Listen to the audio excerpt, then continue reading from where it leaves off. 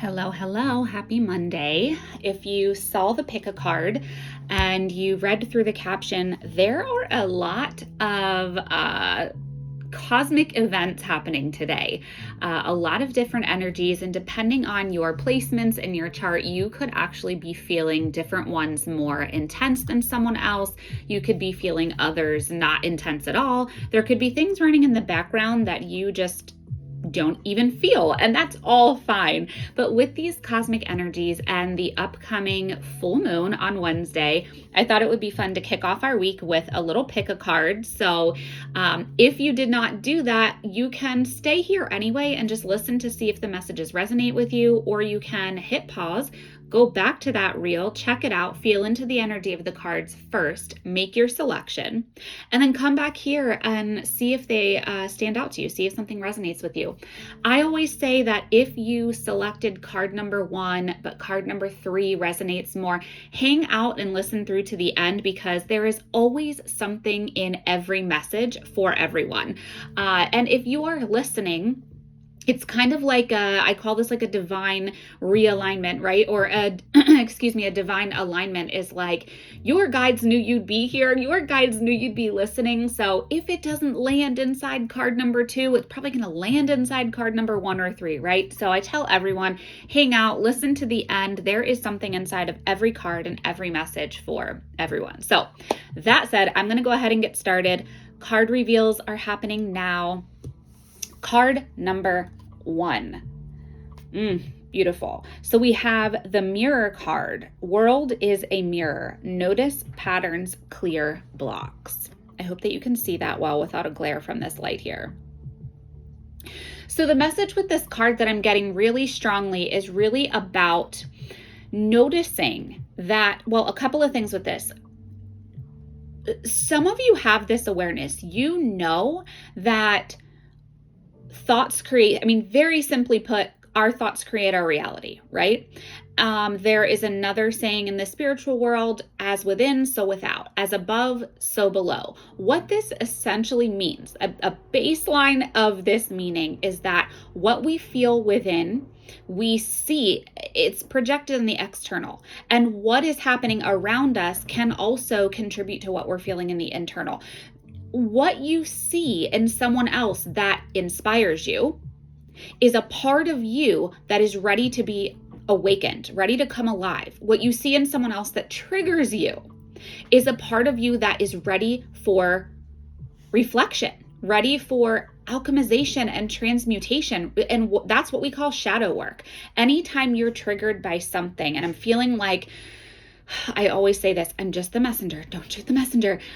Anytime, because I feel that some of you are looking at others in the online space, and this could probably be for anybody, so let me be very clear on this. This has to do with business or life. It's just something about their lifestyle that feels triggering for you, and you're not a person that typically feels, I don't even like to use this word, but jealousy, I just have to say it. You're not a person that usually feels jealous, but lately, because you may be feeling a little behind in your own journey or unclear or uncertain, you're maybe seeing someone that seemingly has it all together, all figured out, and you're just like, how, right? Like how, must be nice. And we start going down that spiral.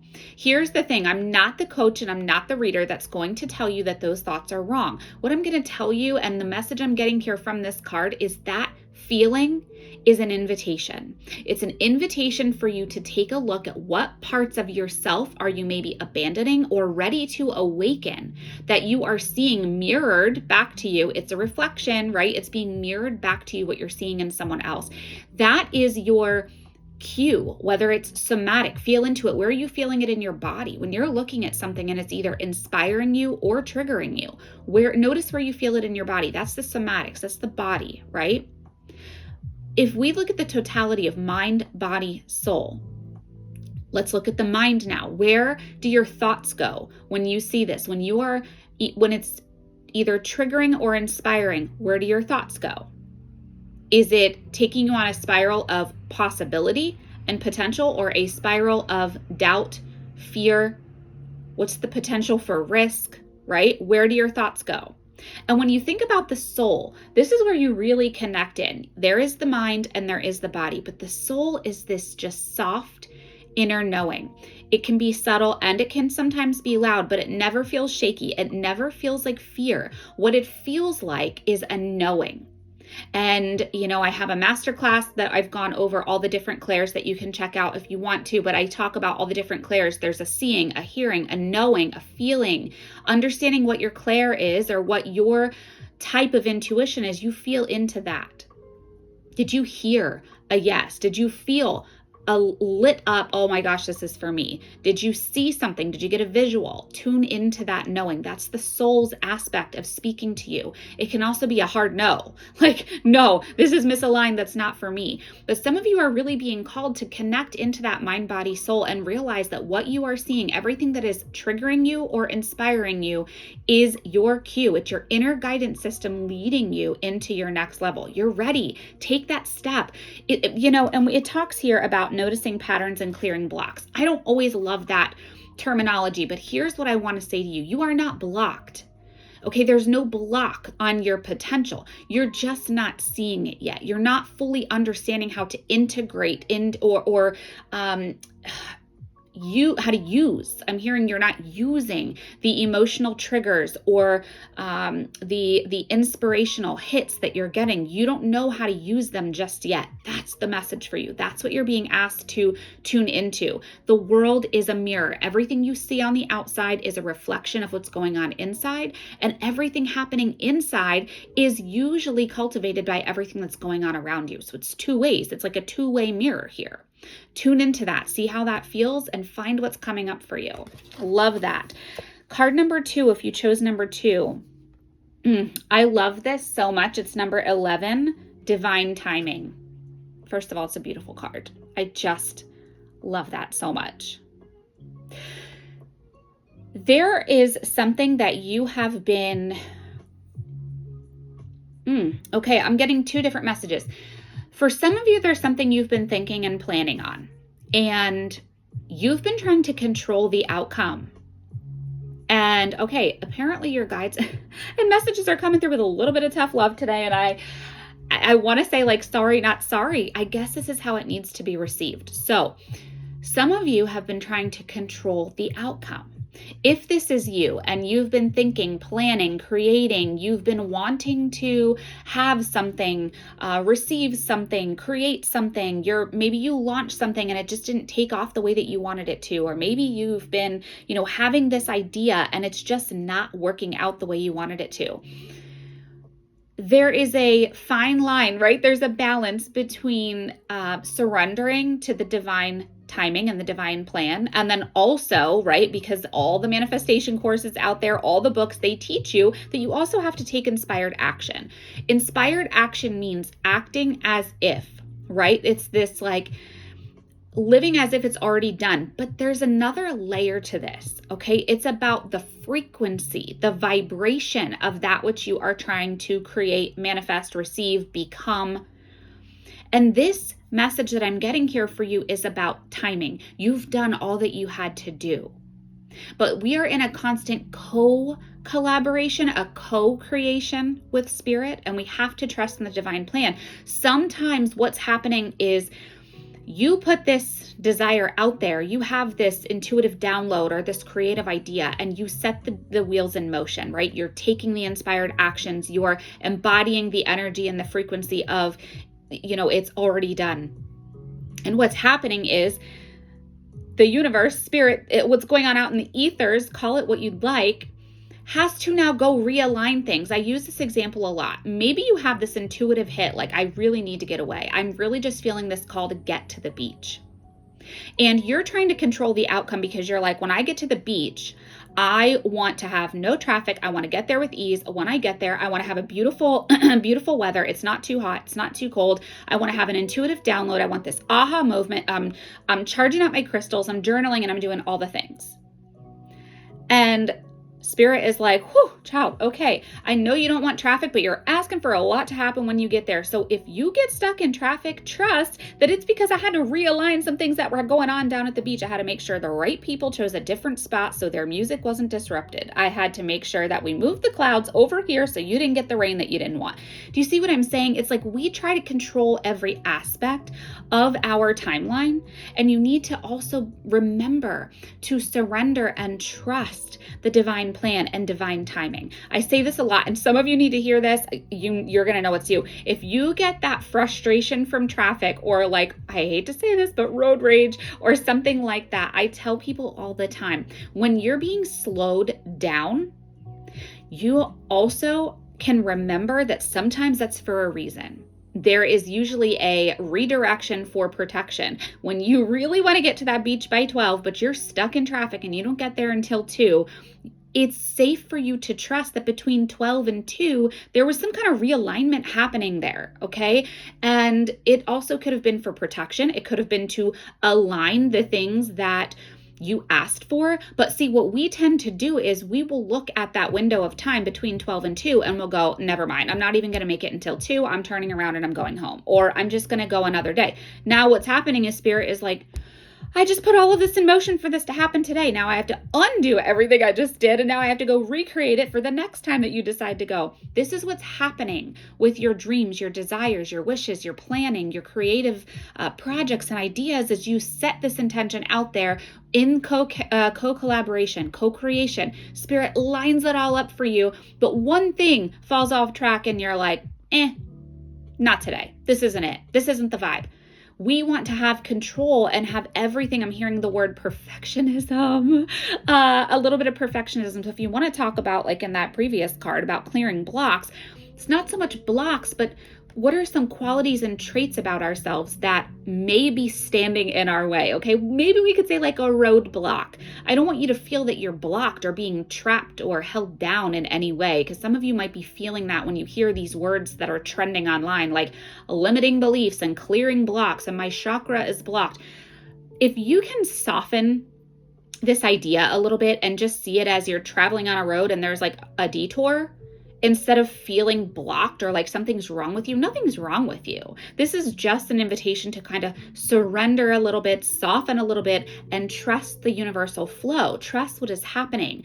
I don't know why this message is coming through. I don't even really feel the relevance to this card, but I'm hearing it for someone. So I'm going to say this is you're on this kind of like 1 foot in, 1 foot out, or like 1 foot in each world when it comes to like religion and spirituality. And this won't be for everyone, not here to debate any of this, but I'm hearing just a soft and loving reminder for you that prayer is your asking, right? And meditation is the listening, the receiving. So if you're someone who is really attached to your faith and your religion, and you're kind of feeling this curiosity or this nudge to move into this holistic or kind of spiritual world, you're opening your awareness and up to this like consciousness, this understanding, this higher level that is trying to come through for you, where you want to sit into meditation, or maybe you want to do yoga, but you're seeing a lot of the things that float around about it.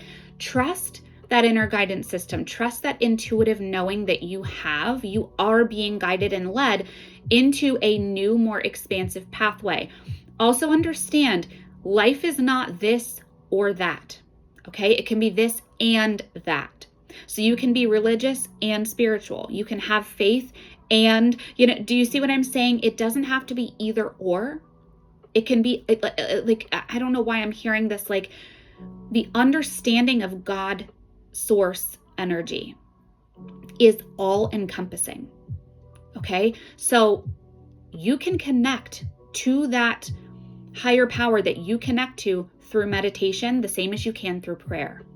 We do all this asking through prayer, through manifestation, but we have those moments that we can soften in stillness and listen to receive. And we clam up, we close the door on that because we just want to have it instantly, like instant gratification, right? And that's what this divine timing is about. This divine timeline is like slow down, soften, open up to receive, to listen, to hear the answer to your questions, to see the path that's being paved for you. if you are someone who's been kind of like manic manifesting and forgetting to soften, to listen, to receive, to go inward, and so hyper focused on the outward, the external, what's happening, what's not happening, I think this is an invitation for you to really slow down, take a breath, take a beat here. And if your thoughts, I already hear it, if your thoughts start to spiral going, well, what am I going to do in the meantime? How am I going to pay my bills in the meantime? What's going to happen? You've got to fully surrender. Life is about duality. There's a surrender here. You have to fully surrender to the trust that you are abundantly provided for. All is well. Take a breather, take a beat here quick, and allow the universe and spirit to align everything that you've been asking for. Okay. So that was message number 2. Card number 3. You have so this is pick a pile number 3, but the card is number 4. Empath. Connect to the self, cleanse boundaries, and hold space. Do I even need to say, I feel like if you pick this, you know it's you. You are an empath. And, I know a couple of people who I look at them and I'm like, gosh, you're such an empath. And they're like, really? I don't think I'm an empath at all. There's a lot of layers to being an empath, okay? There is empathy, and then there's an empath. An empath is someone who is sensitive and open to energies, thoughts, emotions, and things that are happening around them, okay? What this means is you don't necessarily have to be someone is crying next to you and you immediately begin crying. There's a misunderstanding that being an empath means you just take on the feelings of those of, everyone around you. Thank you so much. This is a big one for you. If you've been struggling with this understanding, this message is for you. So how can I articulate this, please?